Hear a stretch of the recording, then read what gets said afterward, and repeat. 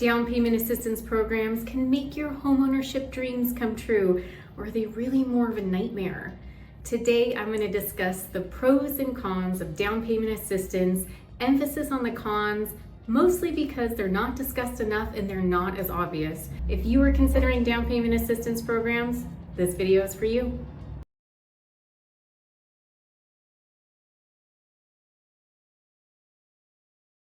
Hey everyone, welcome back to my channel.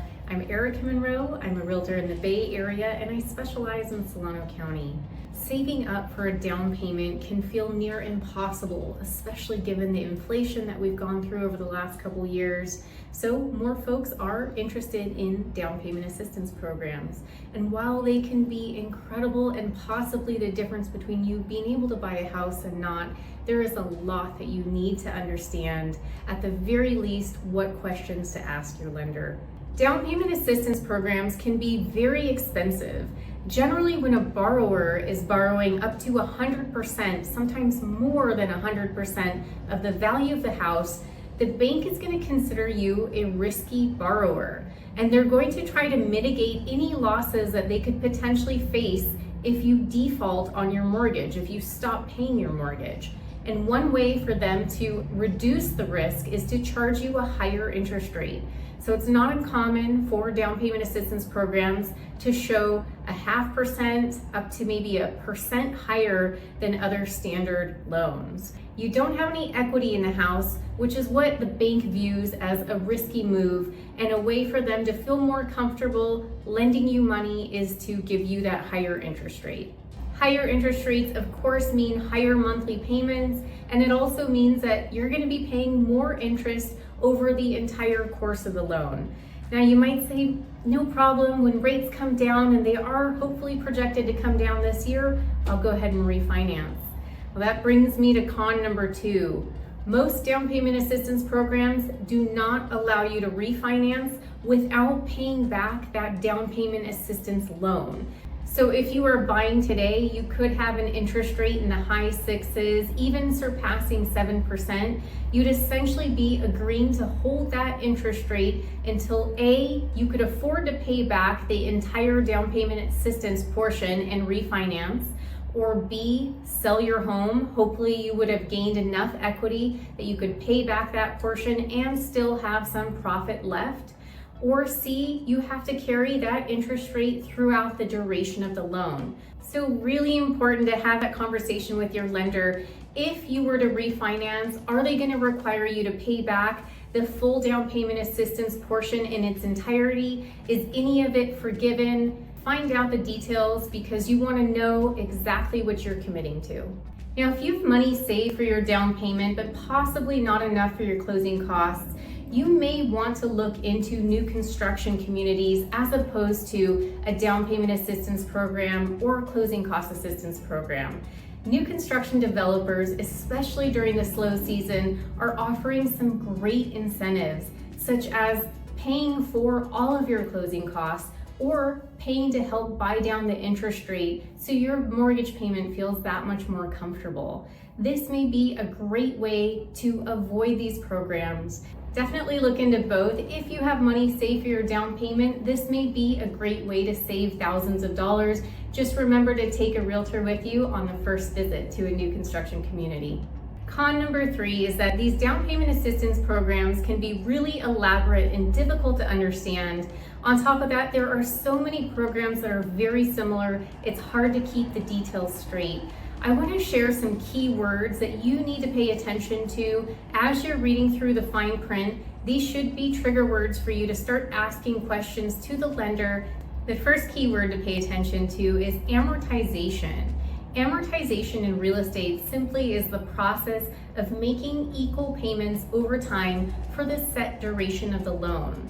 Now, this is important because amortization usually means that yes, you are going to have to make monthly payments towards the balance of your down payment assistance.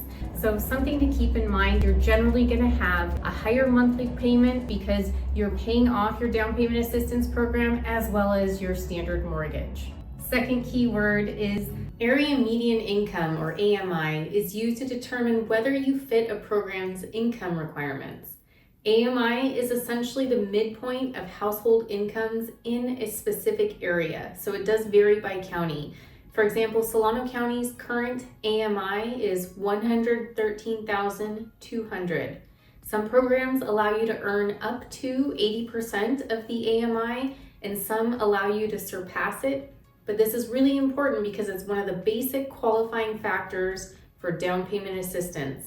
The third key word to pay attention to is shared appreciation. Let's take that Dream for All program again. They provided up to 20% towards down payment and closing costs, but you were also agreeing to pay up to 20% of the appreciation, the increase in value that your home has gained. Now, over the course of 30 years, that could be really substantial, or you would have to pay it if you refinanced, if title changed hands. So if you left your house to your children or you put your house in a trust, then not only would you have to pay the down payment amount, you'd also have to pay a portion of your accrued interest. So shared appreciation essentially means you're going to be sharing the equity in your house. So really important to understand the terms, ask lots of questions, don't be shy. Lenders would prefer that you have these conversations up front so there aren't any surprises down the road. Down payment assistance programs can actually be really difficult to qualify for. You usually have to have a pretty solid credit score, often in the mid 600s, but it varies depending on the program. It could even be up towards 700. As mentioned, you have to fit into a very specific income bracket.